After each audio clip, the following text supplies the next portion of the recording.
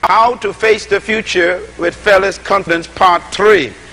Turn to Isaiah 46 and then please take some notes.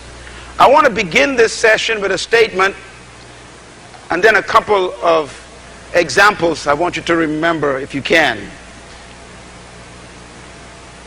The greatest mystery in life is that your destiny was chosen by God, but its fulfillment is decided by you.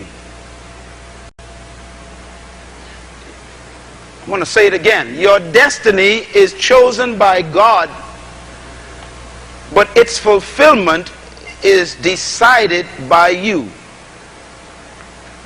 That's a heavy responsibility. In other words, God has already completed your life, and He has written a book on you and finished your life. And you are already successful. But making it to the end of that destiny is your decision. It's like a parent who pays thousands of dollars for their child to go to college because the parent already sees a degree. But the child goes to college, and instead of participating and disciplining and studying, the child wastes time, keeps company that distracts him or her, and the child does not graduate. In other words, the parent's destiny is already set for the child, but whether the child graduates is decided by the child. That's the way God has your life. You have already been chosen by God to succeed, but you have to cooperate with that decision to make sure you arrive at God's results for you. Is that clear? Let me tell you a little story that has blessed me over a period of time as I think about it more and more. There was an old man, they call him the Oracle. This is a sage, an old man, and this is a true story. Way out in the eastern countries, he was the village wise man, and everybody who had problems went to him to give him their problems, and he would give them advice. He was a very wise man, and they called him the Oracle, the man who was the voice, who had the word. And he was helping people with their problems, giving them wisdom.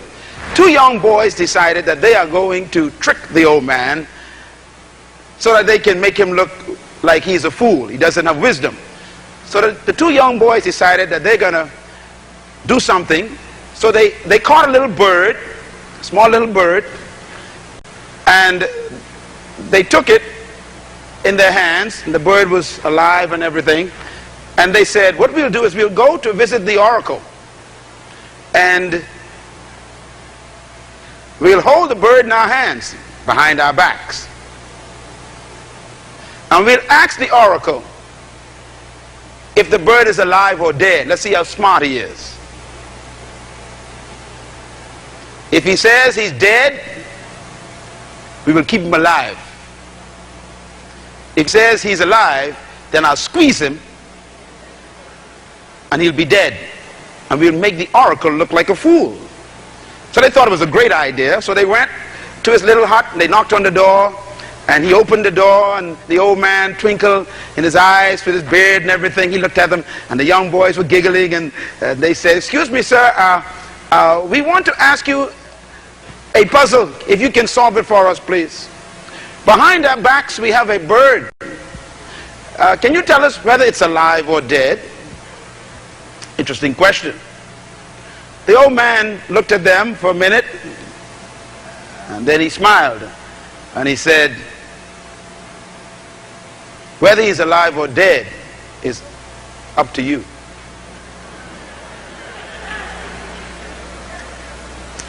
You see, that's exactly what your life is. God gave you a bird. It's your life. And whether that life succeeds or fails is not up to God.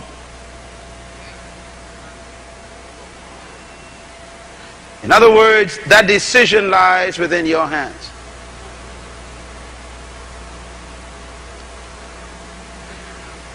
That is why this year, what happens this year is not up to God. He's already planned your year for you. It's now up to us to decide, what are we going to do? You know, write this down, please.